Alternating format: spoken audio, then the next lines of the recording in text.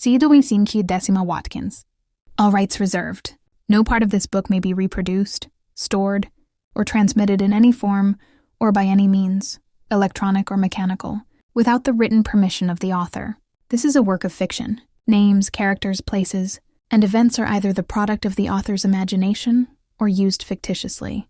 Cover design by Decima Watkins. First edition, 2025. Chapter 1. Whispers in the Fog. The first thing Decima noticed was the silence, not the peaceful kind that came after rain, nor the hush of snow falling through trees. This silence was watchful, waited, the kind that settles before something breaks. She stood in the woods of Porthcary, boots pressed into mossy soil, fingers still cold from the breeze that clung to the morning.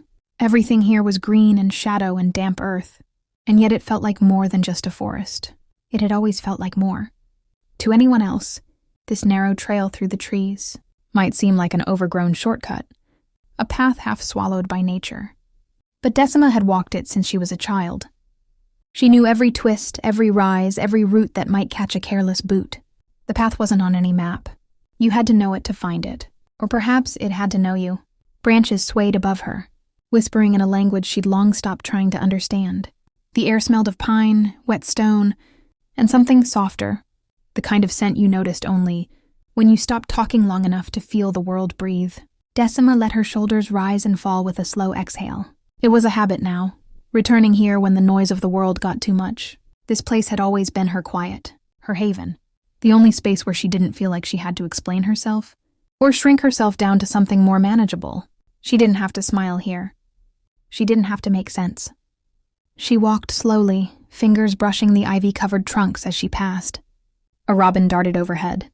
Somewhere deeper in the wood, a woodpecker knocked softly at the silence.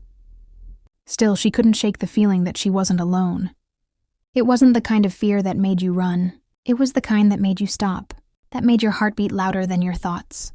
She paused mid-step, one foot hovering above a patch of ferns, breath caught in her throat. There, that feeling again. Like eyes, like presence, like something or someone so unseen was standing just behind the trees. She turned slowly, scanning the trees behind her. Nothing moved.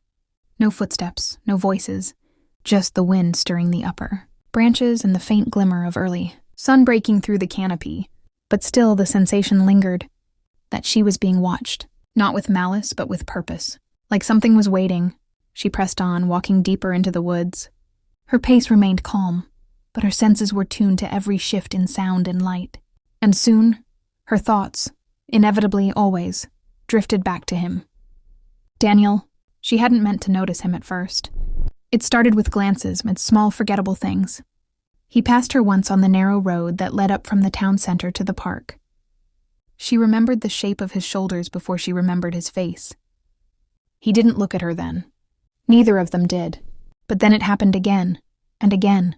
The second time, he was leaving the shop at the top of the lane just as she was arriving. Their eyes brushed each other for a breath, both of them too polite, or too unsure, to do more than glance away. That one stuck with her. She told herself it didn't mean anything.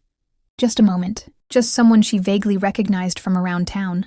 But the third time was different, like he could feel her watching him, the same way she sometimes felt him. Before she saw him, he paused for just a second, looked toward the trees, then kept walking. The air changed first, heavier, like stepping into a room where something important had just been said. The birds had gone quiet again. Even the breeze seemed to pull back. Then came the sound. A murmur. Faint, like a voice, or the memory of one, threading itself between the trees. She didn't move, didn't breathe. Her chest was tight, mouth dry. It wasn't like her to stare, or to feel this strange pull, but something about him disarmed her. Not in the way that made her want to flirt or toss her hair and play coy. It was deeper, older. Something that didn't quite belong to this world at all. She hadn't been able to stop thinking about it since. The path beneath her feet narrowed as she walked, the trees pressing in tighter, as though the forest were folding in on itself.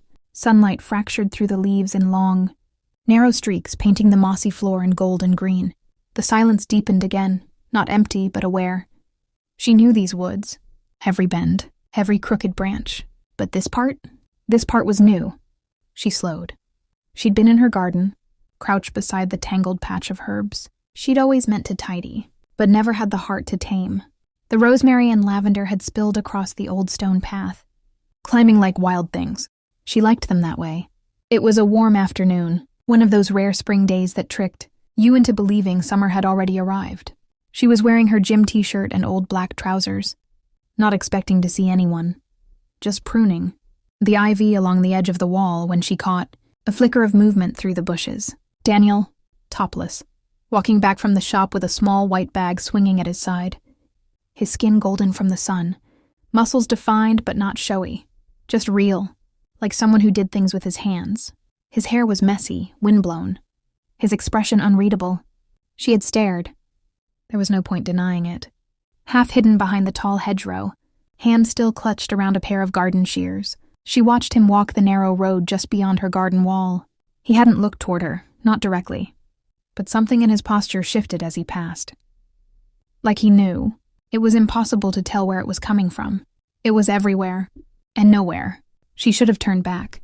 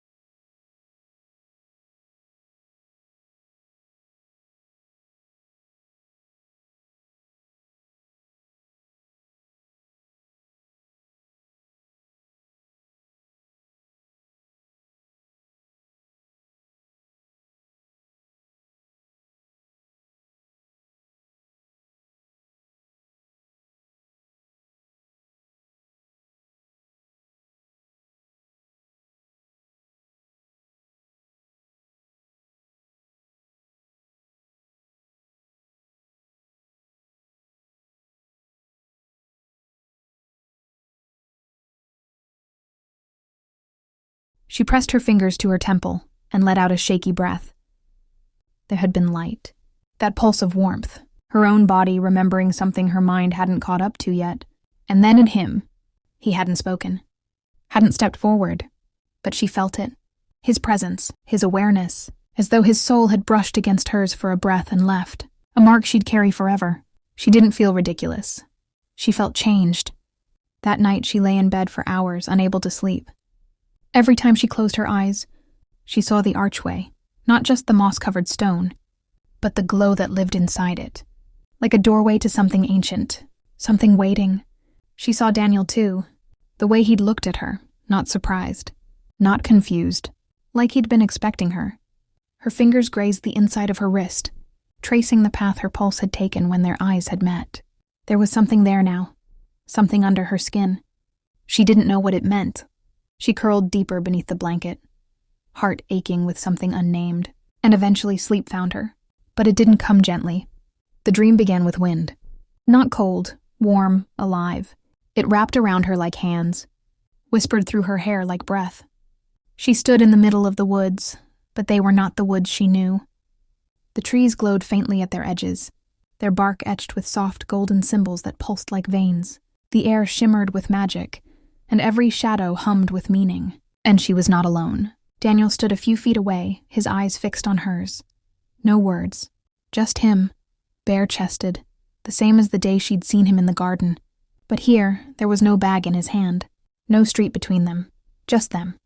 His skin glowed faintly, threaded with lines of golden light like something inside. Him had awakened and was too powerful to be contained. He didn't speak. He didn't need to. She stepped toward him slowly, breath caught in her throat. The forest around them held its breath just as she did. She could feel the beat of his heart from here. Not a sound, but a rhythm in the air, like a drum hidden under skin. When their hands met, her skin lit where he touched her. Not fire, not electricity. Something deeper, older. Something that said, "You are not strangers." Not really. His fingers slipped behind her neck, slow and reverent, and pulled her closer. Their foreheads touched. Her lips parted. She felt herself falling. Not physically, but into something shared, something meant. Then his mouth met hers, soft, breathless. The kind of kiss that comes from knowing, not curiosity. Her hand slid up his arms, feeling the strength beneath his skin. He was trembling. So was she.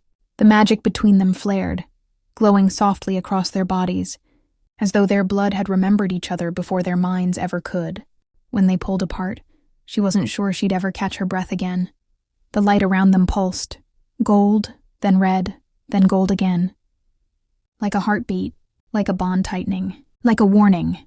And from somewhere behind the trees, a voice echoed, not loud, not harsh, but full of truth. "You have always been bound." Decima woke with a gasp. The room was still dark, only the faint orange glow of the streetlight outside bleeding through the curtains. Her body was hot beneath the covers, heart racing like she'd run for miles. Her skin still tingled where Daniel had touched her in the dream. Shoulder, jaw, mouth, it was just a dream. But it didn't feel like one. Her hand pressed to her chest, to the frantic beat beneath. The memory of his kiss, his warmth, the soft golden light that had risen between them. It all lingered like the scent of something burned. Not gone, not forgotten. The words rang in her mind. "You have always been bound." She sat up slowly, breath shaking. Her room was quiet. The ordinary world draped over everything like a lie that hadn't quite settled. The pendant on her bedside table, a small silver disc, she'd always worn without knowing why, glinted in the half-light. She reached for it, held it in her palm.